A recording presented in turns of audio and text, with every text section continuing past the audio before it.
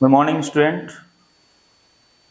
हम लोग आज कॉमन आयन इफेक्ट के बारे में पढ़ेंगे। बहुत बच्चों को प्रॉब्लम होता है कॉमन आयन इफेक्ट कब लगाना है, कब देखना होता है, इसे हमको देखना है। ठीक है, कॉमन आयन इफेक्ट कैसे काम करता है उसको बारे में बात करेंगे। ठीक है, तो शुरुआत करते हैं कॉमन आयन से। ठीक है,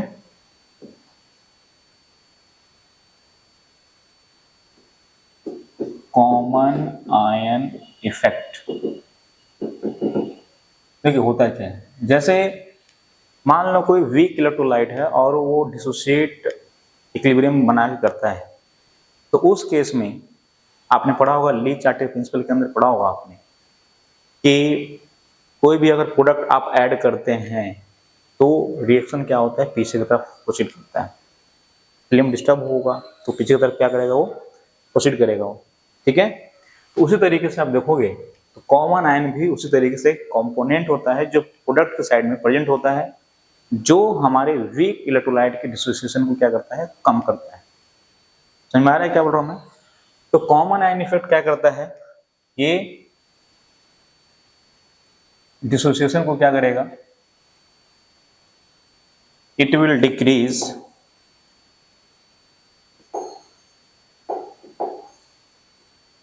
it will decrease the degree of dissociation। जैसे मान लो, सपोज करो मेरे पास CH3COOH एक वीक एसिड है हमारे पास। ठीक है, और इस वीक एसिड को हमने पानी में डाला। ठीक है, तो ये क्या होगा, CH3COO माइनस और साथ में H प्लस एक्वस बनाए। ये मान लो इक्विलिब्रियम हमने पहला लिया है इन प्योर वाटर, ये प्योर वाटर में हमने इसको किया। ठीक है, तो मान लो कंसंट्रेशन मैंने C था तो T इक्वल टू 0 पे ये C था, ये कुछ नहीं होगा। But T equal to T equilibrium में देखोगे तो C माइनस सी अल्फा, ये C अल्फा और ये भी C अल्फा। यहाँ पे अल्फा क्या है, ये है degree of dissociation, DOD, degree of dissociation. अब इसी इक्विलिब्रियम को अगर मैं सबको इसका नाम अल्फा मान दे देता हूं। ठीक है, इसी इक्विलिब्रियम को अगर मान लो इन HCl सॉल्यूशन की बात करते हैं। अगर मेरे पास कोई HCl सॉल्यूशन है और उसी में अगर मैं इस वापस इस एसिड को डालता हूं तो क्या होगा, देखिएगा ध्यान से। तो ये CH3COOH है, एक्वस पानी में डाला आपने, माइनस एक्वस और साथ में H प्लस। ठीक है, तो T इक्वल टू 0 पे ये C कंसंट्रेशन होगा, ये कुछ नहीं होगा। बट H प्लस, क्योंकि पानी में मैंने बोला यहाँ पे आपको कि HCl सॉल्यूशन लिया है, तो मान लो पानी में पहले से ही कुछ ना कुछ H प्लस होगा। एंड मान लो इसको हम लोग X मान लेते, पानी में HCl पहले से होगा तो X, और HCl एक स्ट्रॉन्ग इलेक्ट्रोलाइट है, तो ये जितना HCl आप लोगे उतना ही H प्लस आपको वहां पे मिलेगा। जब इक्विलिब्रियम बना रहा होगा तो C minus C alpha two और यहाँ पे देखोगे C∝2 प्लस एक्स।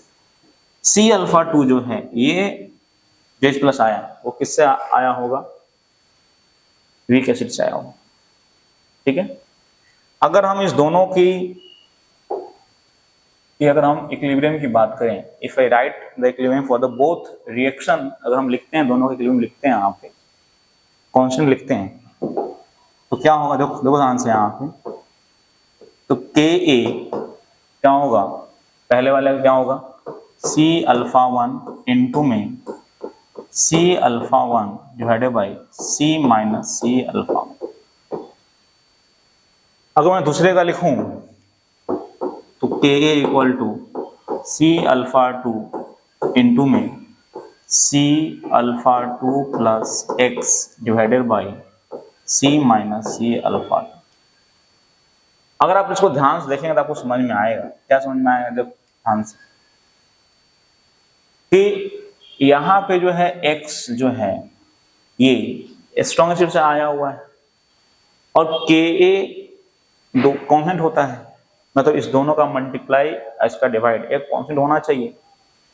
तो अगर ये x काफी ज्यादा होगा तो ऊपर वाले का मल्टीप्लाई भी क्या होगा? काफी ज्यादा होगा।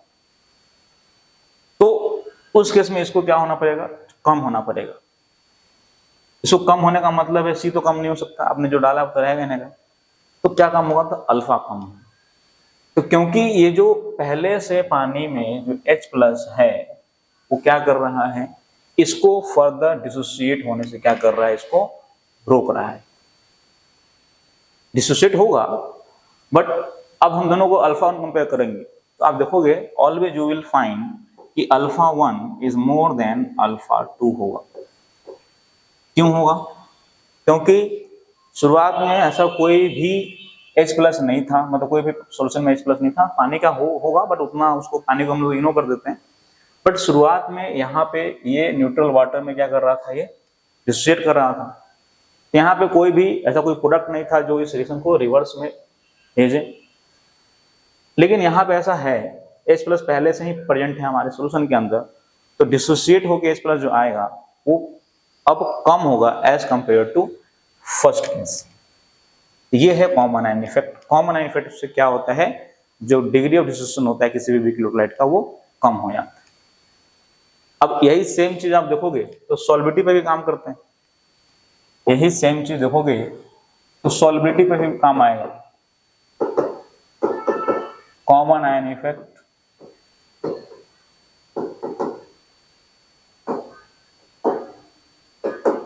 ऑन सॉल्बिलिटी की बात करें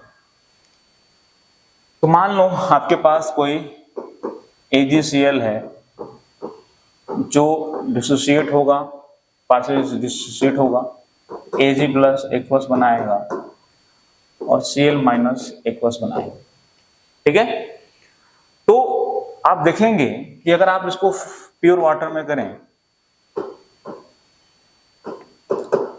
प्योर वाटर में करें तो इसका कुछ ना कुछ सॉल्बिलिटी होगा। T इक्वल टू 0 पे आपने उसका A मोल ले लिया, ये कुछ नहीं होगा। But T equal to T equilibrium पे देखेंगे तो A माइनस कुछ S अमाउंट ऑफ जो AgCl होगा वो डिसोसिएट कर जाएगा, मतलब वो डिजोल्व कर जाएगा। जो डिजोल्व करेगा वो डिसोसिएट होगा। तो ये भी कितना होगा? आपका S हो जाएगा और ये भी क्या हो जाएगा? S। S क्या है? सॉल्बिलिटी। सॉल्बिलिटी क्या होता है? तरीके से मोलारिटी ऑफ इलेक्ट्रोलाइट जो डिजोल्व कर गया है। सॉल्बिलिटी एक नया चीज नहीं है, सॉल्बिलिटी एक मोलारिटी ही है जो कि इसमें डिजोल्व कर चुका है। ठीक है?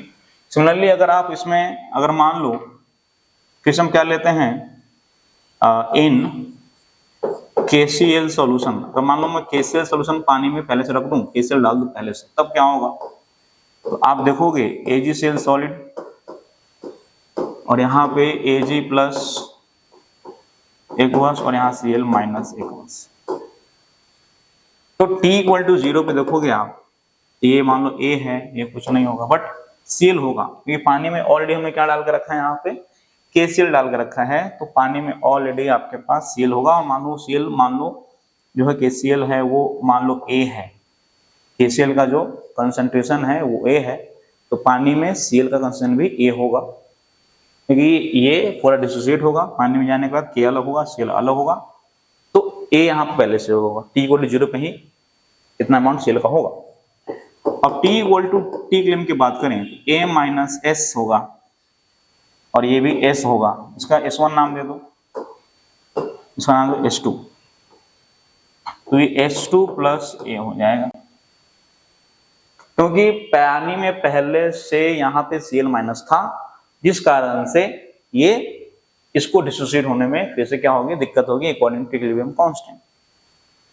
क्योंकि केस भी क्या रहना चाहिए? सेम रहना चाहिए। इसमें सेम रहने के लिए क्या होगा? अब Cl पहले से आया हुआ है तो यहाँ से Cl आने का अमाउंट क्या होगा? कम होगा। अगर Cl अमाउंट कम आएगा तो Ag भी कम आएगा। तो इस केस में देखेंगे तो अगर मैं बात करूँ कि किसकी सॉल्बिलिटी ज्यादा है, सॉल्बिलिटी ज्यादा किसकी है? प्योर वाटर में सॉल्बिलिटी ज्यादा होगी कि KCl में ज्यादा होगी? तो आप देखेंगे तो क्योंकि यहाँ पे कुछ भी कॉमन आयन नहीं है इसको डिसोसिएशन में आसानी होगा, बट यहाँ पे कॉमन आयन ऑलरेडी यहाँ पे Cl है, यहाँ पे Cl ऑलरेडी पानी में प्रेजेंट है, किसका, KCl का।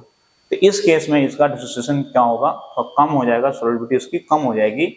हम बोल सकते हैं कि S1 यहाँ पे ज्यादा होगा और S2 यहाँ पे कम होगा, है ना। कभी कभी वैल्यू पूछ देता है, कभी कभी वैल्यू क्या पूछता है कि बताओ सॉल्युबिलिटी कितनी होगी, S2 कितनी होगी। तो आप इस S2 को और A को, A के कंपेयर में S को आप इग्नोर कर सकते हैं, इसको आप हटा सकते हैं, अब डायरेक्टली आप Cl का फंक्शन A ले सकते हैं, क्योंकि जो KCl से आने वाला Cl आयन होगा वो काफी ज्यादा अमाउंट में होगा एज कंपेयर टू आने वाला Cl माइनस जो AgCl से आने वाला है। तो आप इस जगह KSP को ऐसे लिख सकते हैं, इसकी KSP को आप लिख सकते हैं डायरेक्टली क्या, S2 into A, और आपको KSP की वैल्यू पता होगा तो आप A डाल के S2 वैल्यू निकाल सकते हैं। सिमिलरली यहाँ पे तो आपको पता ही होगा, यहाँ पे KSP क्या होगा, यहाँ KSP होगा S1 into S1, that is S1 का स्क्वायर हो जाएगा, KSP आप यहाँ से निकाल सकते हैं। ये है कुछ बातें कॉमन आयन का। कॉमन आयन आपको समझ में आ चुका होगा कि कॉमन आयन पहले से प्रेजेंट होता है जो किसी भी वीक इलेक्ट्रोलाइट को डिसोसिएट होने में क्या करता है, कम करता है। अब इसका इफेक्ट बहुत सारा होगा, आपको पीएच में निकालने में होगा, सॉल्युबिलिटी निकालने में होगा, इस तरीके से आप कॉमन आयन की बात कर सकते हैं। ठीक है।